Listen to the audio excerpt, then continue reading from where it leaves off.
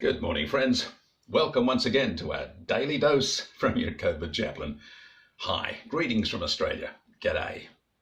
And as we come to the weekend, having spent the week looking at Be Free Week, and having covered a lot of fairly serious matters, subjects that really hopefully you'll take with you into your future, I thought today might be a good day to kind of let off a bit of steam. Press the release valve, and get rid of some of the stress.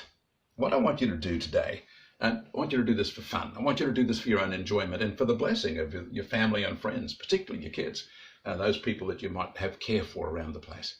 I want you today to celebrate freedom. I'm going to call this Celebrate Freedom Day.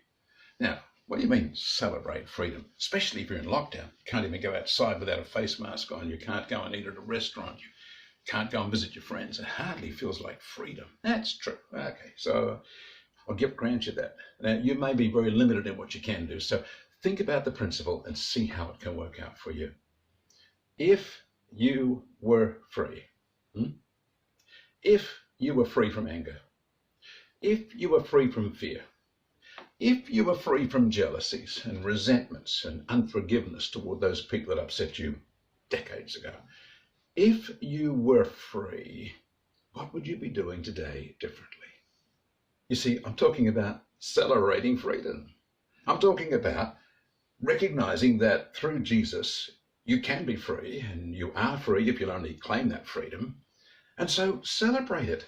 Why don't you actually do something that you've not done for a very, very long time, because you recognize you're actually free to do that? Look, there's so many different ways in which this could apply, and I hope I can make that make sense for you. I recall a person I might have mentioned to you in one of my previous posts who was really seriously offended by a relative over a long period of time and could hardly stand the thought of being near that person ever since, for decades.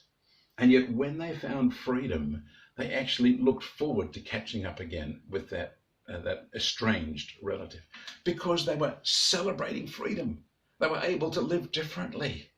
Why, some of you are old curmudgeons, miserable people that locked yourself into some kind of little grimy little world where you try to feel comfortable and you don't. And then everyone around you doesn't feel comfortable around you. Well, wouldn't it be wonderful if today you could live free and you could celebrate that freedom, and you could make someone else happy? Now, that might shock them. You could actually care about people that you've otherwise ignored. That might shock them as well. Goodness me, there's a whole bunch of things you could do if you were free. So think about that. What's the freedoms that you've lost over the years?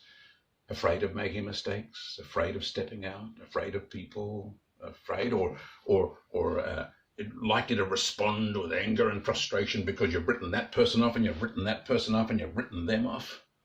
Goodness me, what kind of life are you living?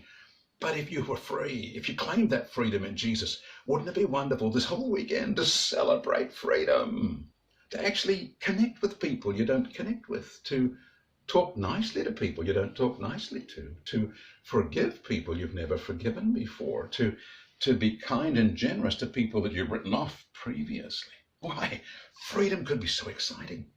It could be such a surprise to everybody if you could just celebrate freedom. So today, I don't know how you're going to do that, because I don't know your circumstances or your world or what lockdown you're living with right now that might make certain things impossible. But wouldn't it be wonderful for you today to be able to take the lessons we've learned through the week about finding freedom, confessing your sin and being forgiven and being cleansed, about resisting evil and not giving in to it, about not being overcome, about rebuilding walls around your life. And as you take God's word into your heart and life and the grace that comes through Jesus, and you be free, then you can celebrate, you can party, you can find ways to express that freedom. People, many people would be examples for us who whole life turned around. They suddenly found time for people that they would never find time with before. They actually became loving and kind to the people who relied on them when they'd never been that way before, because they allowed God to do a transforming work. And then everyone celebrated the freedom. Everybody celebrated the joy and the blessing that came into the family. because of this wonderful thing of freedom. So as we come toward the end of Be Free Week, we come to this weekend, hopefully you've got a bit more time on your hands. If you've been working, you're now free from those obligations. Why don't you today say, God, what would freedom look like for me different to the way I was last week or a year ago? What would freedom look like?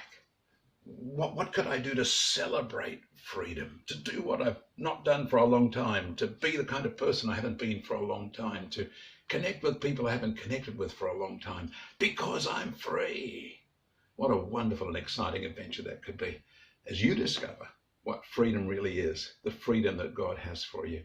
You know, you might be free to actually walk into a church when you would have avoided that before. You might be free to actually pray with your children or your family or your parents or your siblings. You might be free to do a whole bunch of things that you haven't done for a long time because you allowed yourself to get all tangled up and compromised and overcome by evil. As we break the evil off your life, as you be free, then all the possibilities that used to be open back up for you again. So go and find them. Ask God to show you what they are. And today, celebrate freedom. And as you do, may God bless you.